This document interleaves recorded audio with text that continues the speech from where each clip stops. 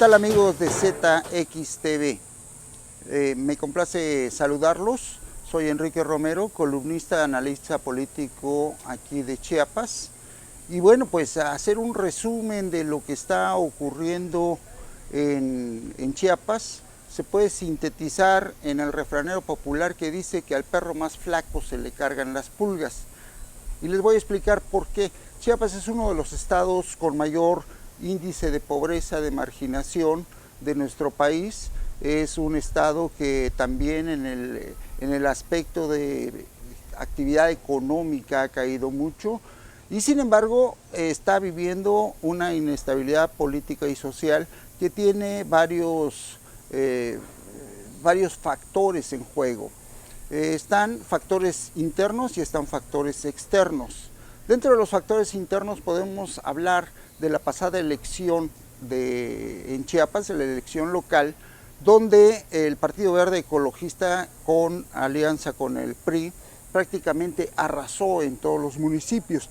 Sin embargo, y de esto ya está claramente comprobado, fue el peor cochinero electoral que haya tenido Chiapas en su historia, y tan es así que todos los consejeros electorales del Instituto Electoral de Participación Ciudadana fueron destituidos, porque era obvio, era evidente el manipuleo que hubo ahí de cifras, datos, de todo.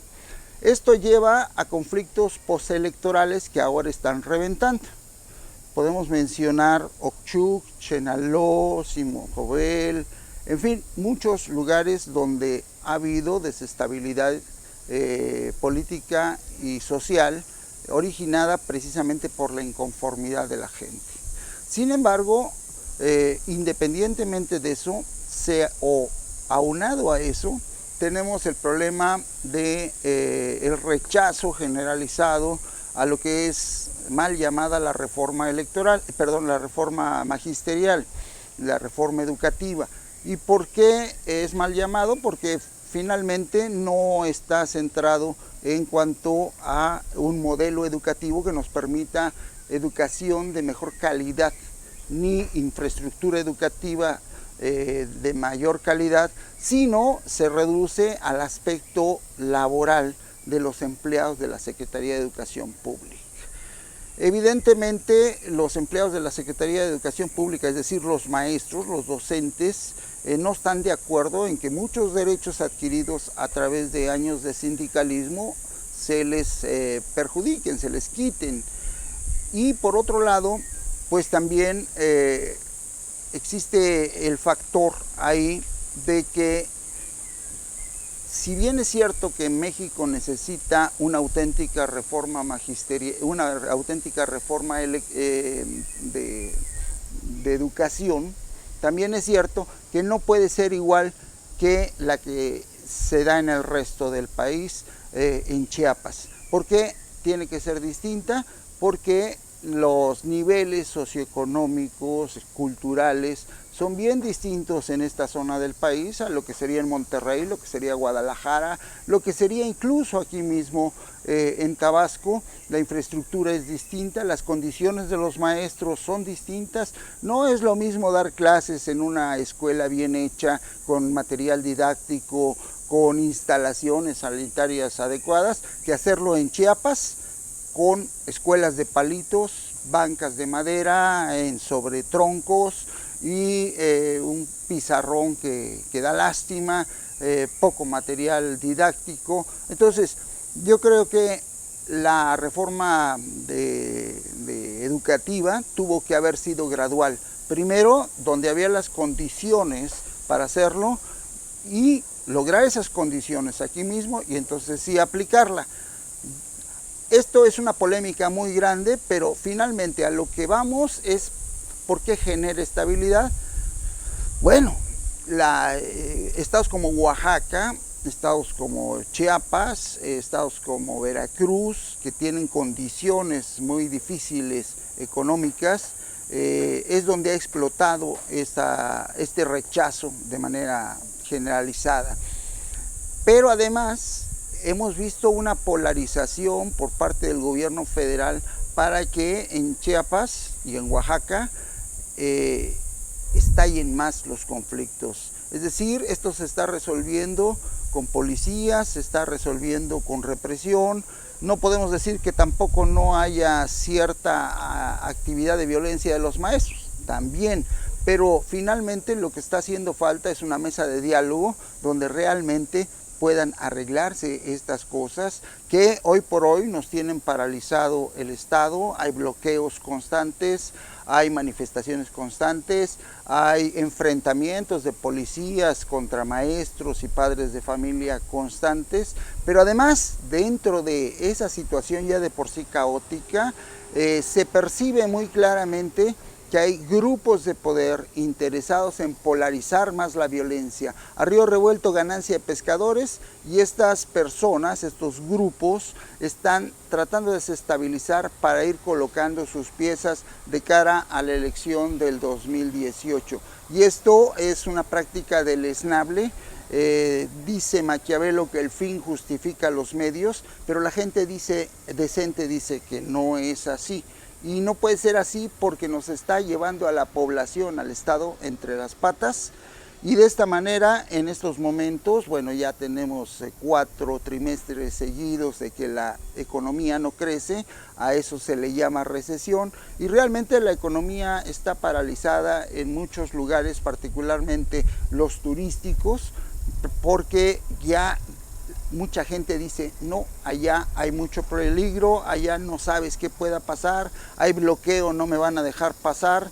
Y esto pues nos ha derrumbado una actividad que para el Estado es fundamental, que es el turismo, nos ha derrumbado el comercio. Si a eso le adicionamos las finanzas muy oscuras del gobierno del Estado, que le debe a proveedores, que le debe a sus mismos empleados, que no está generando la obra pública que se necesita, pues podemos ver una situación caótica que nos lleva a pensar 2 escenarios. Uno, de que ahora sí el gobernador Manuel Velasco, una vez con el agua hasta el cuello, va a reaccionar. Ya lo hemos visto en ciertas actividades como pues salir a decir que necesitamos el diálogo. Yo creo que es fundamental ese llamado, pero un diálogo que realmente sea auténtico, receptivo. Ha salido a decir también que ya los pelafustanes que humillaron a los maestros de la tercera edad en Comitán están detenidos. Qué bueno, porque eso da señales de que no debe de haber impunidad en estas cosas. Aquí en el saqueo de Palenque hay 43 detenidos. Creo que eso también es positivo porque lanza un mensaje claro a la población de que no deben de participar en estos actos. Afortunadamente, la inmensa mayoría de la gente de Palenque no participó y sí condenó esta situación, pero hubo alrededor de 500 que sí lo hicieron y que hoy están a salto de mata con el Jesús en la boca de que no les vaya a caer la autoridad. Pero ahí hubo infiltrados, y esos infiltrados son los que provocaron todo el caos. No fue el magisterio, no fue los trabajadores de la salud que también marcharon. Hoy vimos una marcha pacífica por parte de diferentes comunidades del municipio pidiendo a la Comisión Federal una tarifa justa. No hubo nada de violencia, fue tranquila. El problema es cuando hay infiltrados que evidentemente, cuando sabemos que ahí había incluso centroamericanos, que tienen que pelear los centroamericanos de la reforma educativa, de la reforma de salud, no tienen que pelear nada, es ilógico.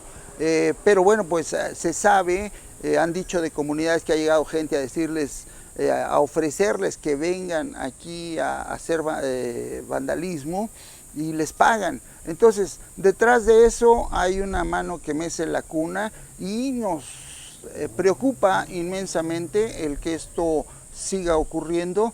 Vemos una omisión de la Subsecretaría de Gobierno de esta zona terrible, no tienen información, o si la tienen no la comunican, no tienen capacidad de reacción, o si la tienen no la hacen, y entonces resulta muy sospechoso que en lugar de resolver problemas en otros sectores, por ejemplo transporte, los polaricen, aprovechen esos problemas para magnificarlos y tratar de redirigirlos hacia otros actores políticos. La verdad es que el gobierno del estado tendría que intervenir para esto, y finalmente Chiapas ya representa un problema de seguridad nacional.